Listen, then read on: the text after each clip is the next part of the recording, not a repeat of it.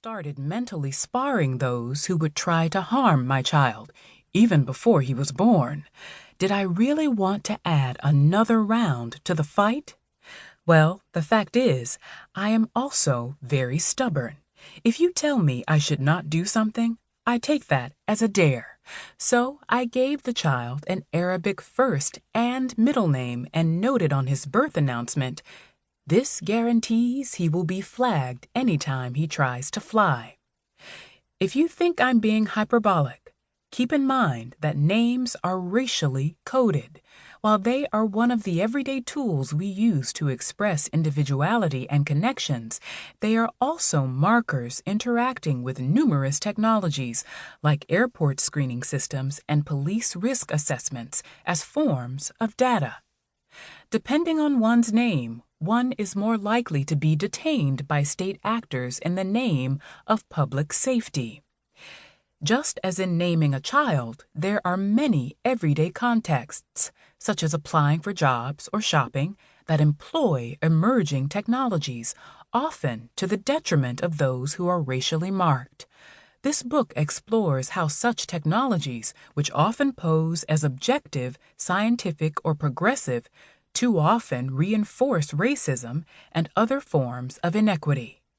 Together, we will work to decode the powerful assumptions and values embedded in the material and digital architecture of our world, and we will be stubborn in our pursuit of a more just and equitable approach to tech, ignoring the voice in our head that says, "No way, impossible, not realistic." But as activist and educator, Mariam Kaba contends that hope is a discipline. Reality is something we create together, except that so few people have a genuine say in the world in which they are forced to live. Amid so much suffering and injustice, we cannot resign ourselves to this reality we have inherited. It is time to reimagine what is possible. So let's get to work.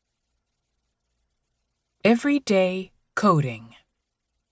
Each year, I teach an undergraduate course on race and racism, and I typically begin the class with an exercise designed to help me get to know the students while introducing the themes we will wrestle with during the semester.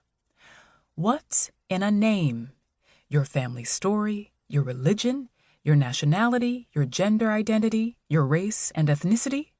What assumptions do you think people make about you on the basis of your name? What about your nicknames? Are they chosen or imposed? From intimate patterns in dating and romance to large-scale employment trends, our names can open and shut doors, like a welcome sign inviting people in or a scary mask repelling and pushing them away. This thing that is most ours is also out of our hands. The popular book and Netflix documentary, Freakonomics, describe the process of parents naming their kids as an exercise in branding, positioning kids as more or less valuable in a competitive social marketplace. If we are the product, our names are the billboard, a symptom of the larger neoliberal rationale that subsumes all other sociopolitical priorities to economic growth, competitive positioning, and capital enhancement. My students invariably chuckle when the baby naming expert comes on the screen to help parents launch their newest offspring. But the fact remains that naming is serious business. The stakes are high not only because parents' decisions will follow their children for a lifetime, but also because names reflect much longer histories of conflict and assimilation and signal fierce political struggles, as when U.S. immigrants from Eastern Europe anglicized their names, or African Americans at the height of the Black Power movement took Muslim or African names to oppose white supremacy.